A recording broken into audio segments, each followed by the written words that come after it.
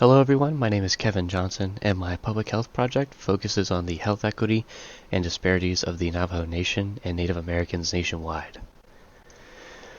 So I'm focusing on the Navajo Nation because they're less wealthy, unhealthy, and underfunded. The U.S. and Native Americans have a pretty rough and rocky history that tends to be ignored and sometimes just not taught to the full extent in schools nowadays. As you can see here on the right, I've included a map of the Navajo Nation that extends from northeast Arizona to southeast Utah. This map also includes the 5 political and geographic agencies within the Navajo Nation. You could think of them as separate cities, countries, or states with their own governing bodies and laws. Here's a little demographic breakdown of the Navajo Nation. From Arizona to Utah, there's a population of roughly 250,000. In totality across the nation, there's a population of 6.97 million according to the 2010 U.S. Census. The Navajo Nation is experiencing an unemployment rate of 6.6% and a total poverty rate of 25%. Real per capita income on the reservation is about 1/3 of the average per capita income in the rest of the U.S. According to most recent statistics, the U.S. poverty rate is around 11.5%, which means that Navajo Nation is experiencing double the rate of poverty compared to the rest of Americans. Taking a look at the most recent census as well as studies have shown that the current unemployment rate is about 4.1% across America. The natives are at 6.6%. Only 14% of natives have a bachelor's degree or higher in education. However, 35% of the rest of the population has a bachelor's degree or higher. Like I said previously, the Navajo Nation stretches from northeast Arizona to southeast Utah and covers over 27,000 square miles of land. I've included the map here again and a list of the 5 political and/or geographic agencies. These agencies are the Crown Point of Eastern Navajo Agency, Fort Defiance Agency, Chinle or the Central Navajo Agency, Tuba City or the Western Navajo Agency, and Shiprock or the Northern Navajo Agency. Moving on to health disparities of this group, you can see I've broken it down into 3 sections: education, healthy food, and healthcare. Based on my findings, 75% of Native American adults 25 years or older have high school diplomas, and as aforementioned, 14% have a bachelor's degree or higher in education. The U.S. Census from 2021 indicates that 95% of non-Hispanic whites have a high school diploma, holding first place of all other ethnicities. The lowest percentage comes from the Hispanic population at 74% of adults 25 or older holding a high school diploma. Native Americans and Hispanics are tied for last place with 74 and 75% graduation rates. Because most of the infrastructure on Indian reservations is created by the government and or from government funding, which there isn't much of, finding healthy food is very difficult for these people.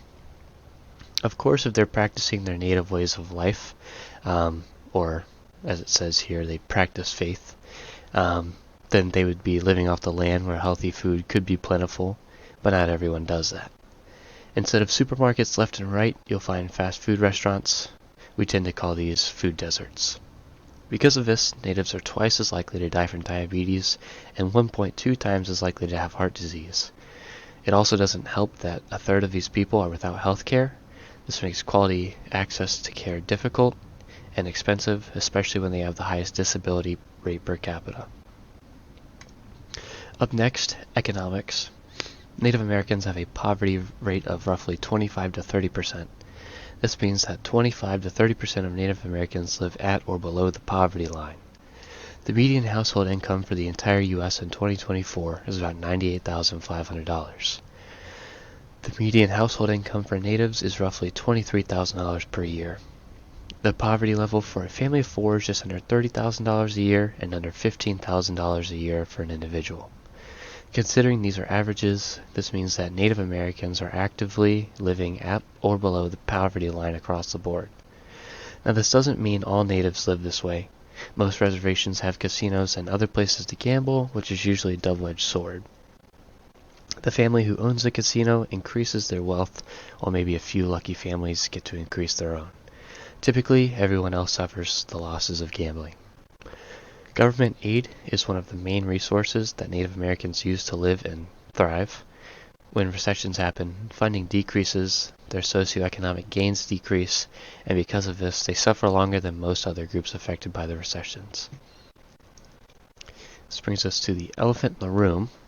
The treatment of Native Americans by the U.S. has been more than cruel since the beginning of our country's history. Natives have been faced with forced relocation, genocide, the suppression of their culture, racism, poverty, and so much more. The current state of government aid to the reservations is far from adequate, leaving hundreds of thousands to even millions in poverty with little to no way out. These people, the same as us, with just with a different appearance, are forced to live a way of life that no one would willingly choose. We need to reform their support system and create a way of life that facilitates the possibility of living the American dream. The population of Native Americans is slowly but constantly growing. Even though the population is still rising, the U.S. is still misrepresenting them across the board. Currently, natives aren't included in the U.S. Census because their population is, considered by some agencies, too minuscule to be counted. If we begin including them in the census, we can improve the ways in which we do our studies to understand their socioeconomic status, which will then result in better and higher quality aid being delivered overall. We also need to improve the Indian Health Service, or IHS for short. Improving the IHS will result in more funding, which leads to more opportunities for these natives. Once given more opportunities, they can end up more successful, wealthier, healthier, and their sacred way of life can be lived peacefully once more. Alright, these are my sources. They're cited here in case any of you would like to reference them. I hope all of you guys enjoyed my presentation and learned something new. If you have any questions, please feel free to ask and I'll be glad to answer them. Thank you and have a great day.